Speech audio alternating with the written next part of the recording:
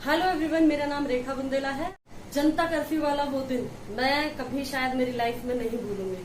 मेरी ड्यूटी थी, मैं अपने घर से जो कि सीकर रोड पे है वहां से अपने एसएमएस की तरफ 11 किलोमीटर दूर है मेरा घर एसएमएस से।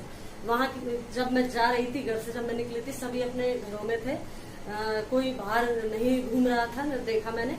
जब मैं एक्टिवा से अपने घर से जब एसएमएस की तरफ निकली तो मैं उस समय सीकर रोड की तरफ से निकलती हुई जब मैं जा रही थी तो मैं हकीकत में बहुत ज्यादा डरी हुई और घबराई हुई महसूस कर रही थी, क्योंकि ऐसा दृश्य मैंने मेरी लाइफ में पहली बार देखा था।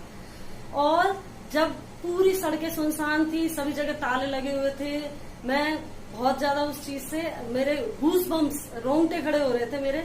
मुझे समझ में नहीं आ रहा था कि ये हो क्या रहा है आज, और सभी लोग घर पे हैं तो मैं क्यों बाहर हूँ, मैं कहाँ क्यों जा रही हूँ, इस तरह की फीलिंग आ रही थी। लेकिन मुझे तो खैर जाना ही था, क्योंकि देश का सवाल है।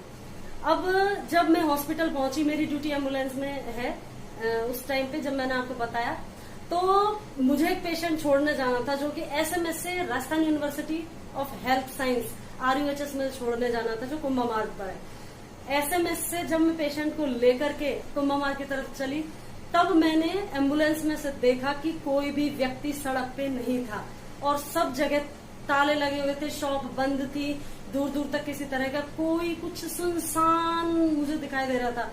वापस से मेरी हालत एक बार फिर बिगड़ गई, और मैं सच बताऊं आप लोगों को, मैं ये फील कर रही थी कि जब सब लोग अपने घरों में बैठे हैं, सब लोग मार्केट बंद करके बैठे हैं, तो मैं ये क्या कर रही हूँ, क्या मेरे जीवन के लिए कुछ गलत कर रही हूँ।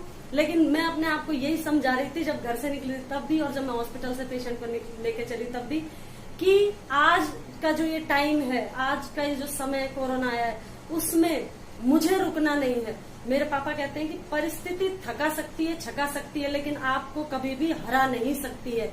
और जो लोग विपरीत परिस्थितियों में अपने आप को लेकर चलते हैं, आगे बढ़ते हैं, कुछ काम कर दिखाते हैं, वही लोग बिरले होते हैं।